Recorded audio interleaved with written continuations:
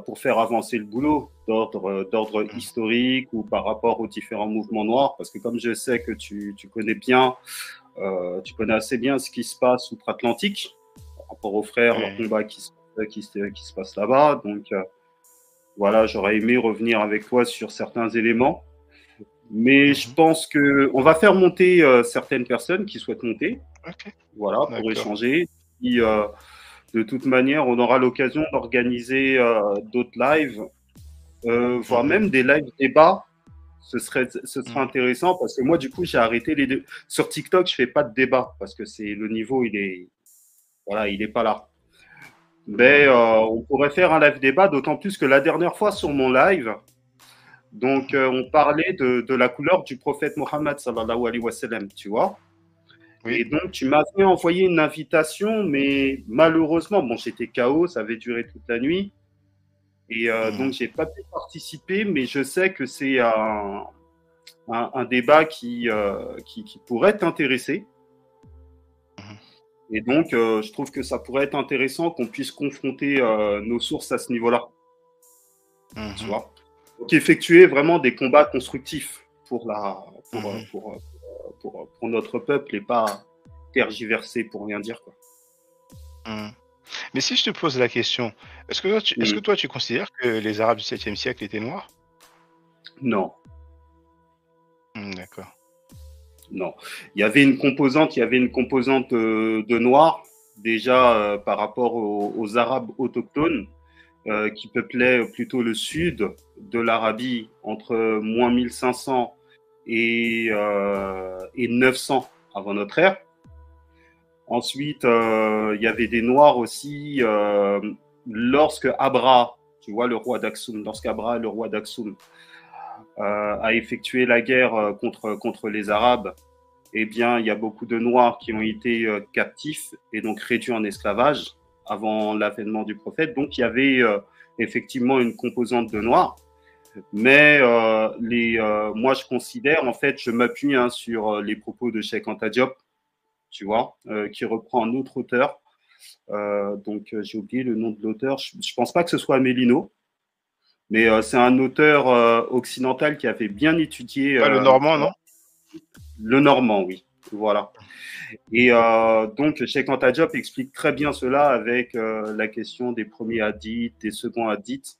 Et donc, effectivement, il y a un élément blanc, jectanide, donc descendant de Yoktan par rapport à la Bible, qui a pénétré l'Arabie depuis un bon bout de temps, au moins 1000 ans même avant l'avènement du prophète.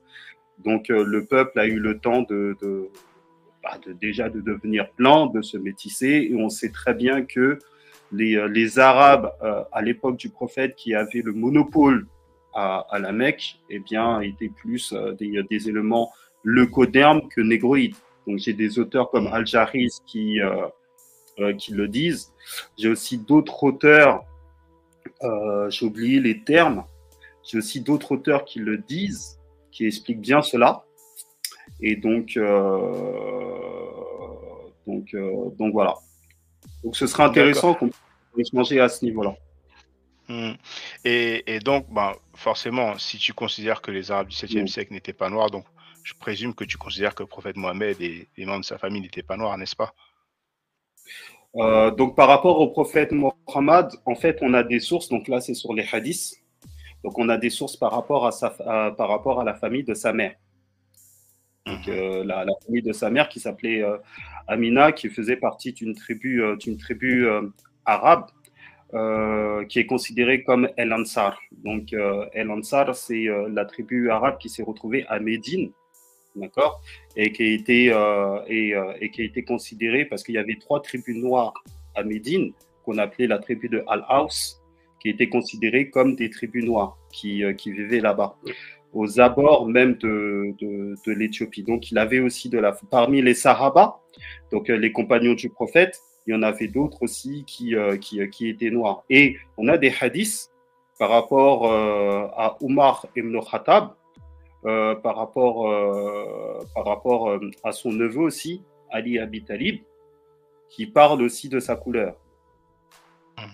Mais moi, je vais considérer plutôt, en étant vraiment factuel, je vais plutôt considérer que En fait, l'Arabie de cette époque-là était une Arabie tout simplement cosmopolite, où l'élément culturel jectanide a pris le dessus depuis fort longtemps sur l'élément culturel négroïde. Là-dessus, il faut être... Moi, c'est mon point de vue. Hein. Après, je sais que j'ai d'autres frères en islam qui ne sont pas d'accord avec moi. Puis, donc, tous les points de vue... Oui, ben en fait c'est bien que tu aies mentionné Al-Jahiz, en fait, parce que je pense que bah, il y a le type qui était sur ton live, en fait. Bon, malheureusement, ça fonctionnait pas quand j'ai voulu partager mon écran. Je l'ai invité aussi. Bon, il a pas voulu venir. Mais à ce moment-là, je savais pas que c'est quelqu'un qui avait... Pardon? Voilà, j'ai pu me procurer le livre d'Al-Jahiz. Bah, c'est justement un frère kémite des États-Unis qui... Parce que le livre, je l'avais en version originale. Je l'ai prêté à un frère musulman. Il ne me l'a plus jamais rendu. Et donc, récemment, j'ai retrouvé le livre. Il a été fait par... tu dois connaître Simon Stars. Ouais, il est très connu, lui, aux États-Unis. Ça me dit rien d'emblée, Simon Stars. Je vais mettre ça pour... Ça se finit avec un S ou un Z à la fin? C'est S-T-A-2-R. 2R et il n'y a pas de S ou de... Oh, Simon Stars, ok. Sur Simon, non, il n'y a pas de S. Non, je ne connais pas. Ah ouais? Non, je connais pas. Non. Je pense qu'il a fait des débats chez Saneter, chez le frère Saneter à l'époque. Peut-être, je connais sous un autre nom, mais ce nom-là que tu m'as dit, ça me dit rien. Donc Simon comme Simon en français, et puis espace Star, S-T-A-R-R. Exactement. J'ai cherché là, bon, peut-être si je mets ça sur YouTube, peut-être que si je vois son visage, je vois même pas de mélanoderme, donc il a peut-être changé de nom depuis. Tu sais, on a beaucoup qui ont changé de nom. Il y a beaucoup aussi qui ont changé de mouvement. Hein. Ok. Mais justement, tu sais, Al-Jahiz, donc rien que le titre, en fait. Donc on a Bidan, et on sait que Bidan c'est traduit par blanc. On sait que Bidan c'est une forme alternative de Abyad, et Abyad c'est le mot principal en arabe pour dire blanc, mais ceux comme Tariq Berry ou Dr Wesley Mohamed ou Soudan Massina aussi, eux prétendent que Abyad en fait ça voulait dire noir en fait. Donc j'ai un article très détaillé là-dessus, et puis voilà quoi. On aura le temps d'en parler. Ouais, on va réserver ça. On va faire un bon live sur ta chaîne. Donc, je vais inviter des frères qui sont calés en langue arabe. D'accord. De cette manière, ce sera plus, ce sera plus intéressant. J'espère que tu as conservé tes sources, parce que je sais qu'il y a plus d'une dizaine d'années, tu travaillais là-dessus. Ouais, moi, mon article est là, hein, donc personne n'a jamais réfuté l'article. Ce sera difficile parce que j'utilise les hadiths sahih, donc ça va être dur hein, pour eux de les réfuter, mais là j'ai mis le lien en fait. Hein.